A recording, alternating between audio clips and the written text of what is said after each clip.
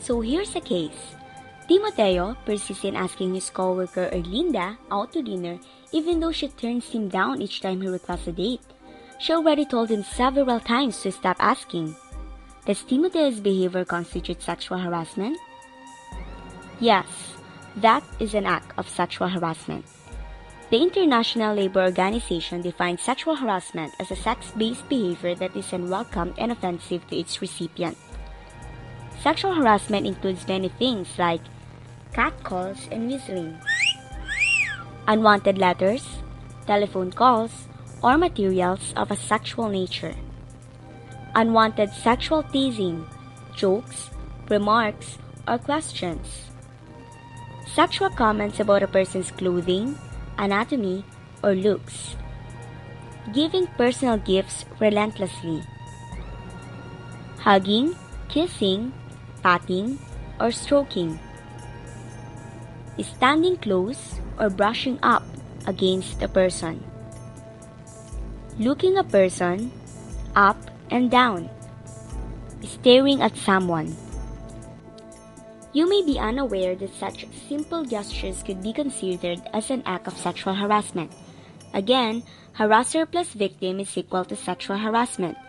Sexual harassment can occur in a variety of circumstances. The victim as well as the harasser may be a man or a woman. The harasser can be a victim's supervisor, an agent of the employer, or a non-employee. On the other hand, the victim could not have to be of the opposite sex.